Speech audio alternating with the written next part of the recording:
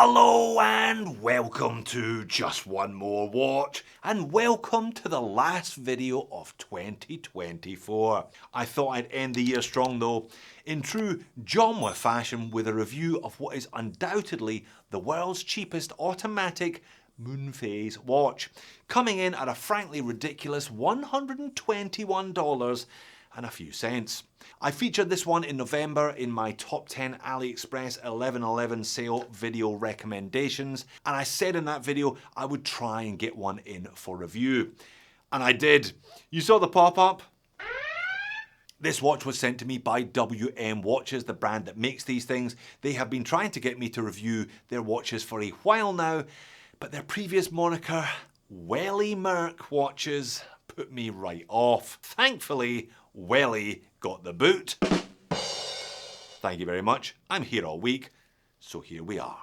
Now let's clear up two things before we go any further today. I mentioned this in the video last month. I suspected that for $121 this would not be a true Moonphase complication. It was far more likely to be a modified date wheel, and indeed, what do you know, for once I was right, it is a modified date wheel. The Moonphase complication has 31 clicks rather than the 29.5 that it should have were it a true Moonphase. So if you are looking for a true Moonphase, you're gonna have to spend quite a bit more. You're looking at over $2,000 for a Christopher Ward, for example. And I reckon the designers at WM had a good look at the Christopher Ward C1 Moonphase, because the two watches are broadly similar right down to the bracelets. But the WM costs 5% of the price of the Christopher Ward. Let's clear up the second thing before we proceed. A Moonphase complication is pretty much useless. You could make some oblique argument about tides and fishing if you really wanted to, but we all know that to all intents and purposes, it's purely decorative. And that's okay. There are far uglier things you could have on the dial of your watch than a couple of little pictures of the moon, that's for sure. So now that we've established it's not a real Moonphase and Moonphases are completely pointless anyway, let's crack on. And let's start by looking at the packaging, which for $120 is actually alright. It comes in a cardboard outer box with one of those little zip-up clamshell travel pouches inside it. You even get a tiny polishing cloth as a bonus. And there's a hang tag trying to convince you that this watch has passed a rigorous quality control inspection before it was shipped to you. Now, WM were kind enough to send me two watches, two versions of the same model. One with a blue dial on a leather strap and one with a black dial on a bracelet. I will of course show both of them over the course of the video. The bracelet is actually alright. Again, it reminds me of the Christopher Ward Consort bracelet, which is no bad thing. Unsurprisingly, however, for a Goldilocks like me, I would have preferred the black dial on the leather strap, but I was unable to swap the two straps over. Now, this gets a bit weird, so do pay attention. The holes for the spring bars are different on each of the two watches. They are super close to the case on the leather strap version and a little bit further away on the bracelet version. I was unable therefore to put the bracelet on the watch that came with the leather strap because those lug holes are too close to the case. But what that also means is, if you buy the one on the leather strap planning to dump it for one of your own leather straps, you might really struggle to get it to fit the case. So, if you plan to buy the watch and put it on an aftermarket leather strap, something from your own collection, then somewhat ironically, I'd suggest you buy the one on the bracelet and not the one on the leather strap. Clear as mud, right? Moving on. What about the dimensions then? Well, this one is actually a little bit chunky. It's 41.5mm in diameter and 12.9mm thick, with a lug-to-lug of 48.5 and a lug width of 20mm. Now, that is not a massive set of dimensions on paper, but the bracelet end links do blow that lug-to-lug out considerably, well beyond 50. Another reason then to choose carefully from the beginning. The watch on the leather strap weighs in at 85 grams, whereas the one supplied on the bracelet with links removed to fit my 7-inch wrist weighs in at close to 140 grams. Crystal is flat sapphire with no anti-reflective undercoating, water resistance is 50 meters, and the movement, well, it seems to be a modified version of the Hangzhou 7200A, which is not a bad looking caliber. It's visible through a display case back, although this version does appear to be one of the plainest of the 7200s. There are no blue screws here, for example. It has 21 joules, the rotor winds in both directions, but the standout stat here is a power reserve of 72 hours. That is right up there with the likes of Tudor and Omega and some of their in-house calibers. Not only that though, it achieves this power reserve without sacrificing the beat rate. It's still 4Hz 28.8. On paper, very, very impressive. Case finish is perfectly reasonable. It's a 3-piece case with fine brushing on the center section and polishing both above it and below it. Now, 12.9 isn't ridiculously thick, but bear in mind that's with a flat crystal, so the WM does look and feel a bit girthy. Short lugs though, as evidenced by the fact that they've had to use 2 different spring holes depending on the 2 strap choices. The leather strap is just like the kind you've seen countless times on other AliExpress watches, i.e. it's pretty comfortable, it's soft and supple, but it's very ordinary, and the butterfly style deployant is also a straight up catalogue item. As mentioned though, do bear in mind if you buy the one on the leather strap, you might struggle to get one of your own in unless it has curved spring bars just like the supplied strap does. The bracelet, as discussed, bears more than a passing resemblance to the Christopher Ward Consort bracelet, which is no bad thing. It's one of those flat link Jubilee styles. Push pins hold it together, I had no problem sizing it. Standard butterfly clasp. The bracelet itself is unbranded and the spring bars are not quick release, but overall it's really pretty good considering the price of the watch. Those male end links though do push the effective lug to lug well into the 50s.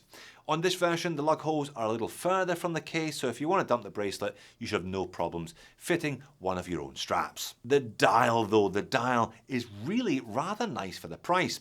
For a start, you get applied indices on a disc around the outer edges with printed minute markers as well, so you can actually tell what time it is, unlike the aforementioned Christopher Ward. The handset's okay as well, tapered sword style hour and minute hands, and a very slender unloomed needle second hand with a red tip for a bit of colour. Now, the bottom half of the dial is tinted but still translucent, meaning you can see both moons at all times. And the moons themselves look great. They are slightly raised and slightly textured, but it's the printing here that gives the impression of much more texture.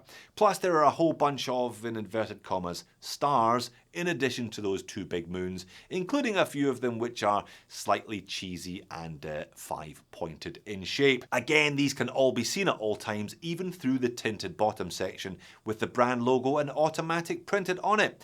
You know, don't expect a miracle, but overall it's very impressive considering, again, the very modest price tag. And have a look at it after dark as well. Indices, hands, moons and stars all glowing brightly, at least initially. Very impressive on a budget watch, most of which make a half-arsed attempt at lume in the first place. Unfortunately, but perhaps not unsurprisingly, when I turn the speed up on this one, it does rather collapse in a heap pretty quickly, but hey, it was fun while it lasted, was it not? On wrist, let's have a look at the bracelet version first then. Look, you do what you like, but I reckon you need a 7.5-inch wrist if you really want to pull this watch off on the bracelet effectively.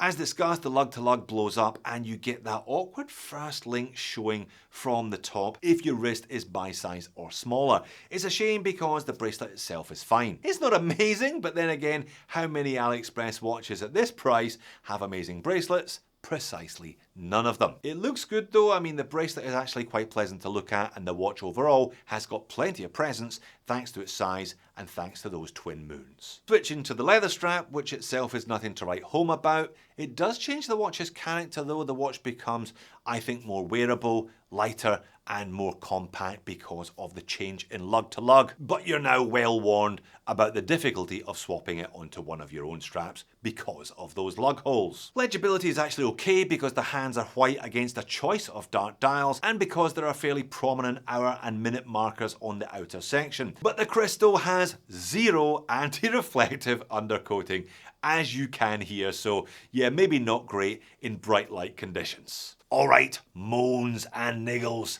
Look, overall, $120, I can't complain too much, but of course I will pick nits because it's what I do. Neither the leather strap nor the bracelet are ideal, but you're probably better off going for the bracelet even if you dump it and fit one of your own straps. And it's a little bit bulky overall. They've tried to disguise the thickness of the case by only brushing that small midsection of it, but it still feels chunky. And the movement is technically impressive and visually appealing, but it does feel a little bit rough and a little bit noisy. And the rotor noise was more noticeable on the blue watch than the black watch, suggesting inconsistencies even across a sample of 2. Talking of which, a blue moon phase?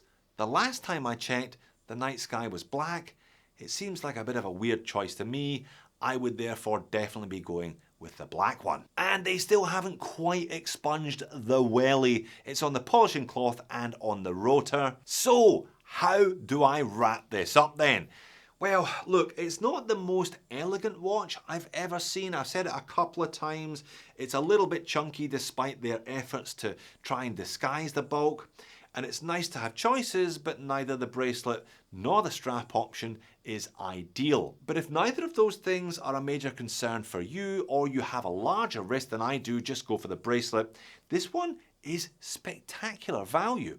Automatic sort of moon phase with glow-in-the-dark moons and a 72-hour power reserve from a high-beat automatic for $120. So if you have been looking for a moon phase style watch and you're on a tight budget, or you just want something a little bit different in your collection without breaking the bank, thank goodness they changed the name.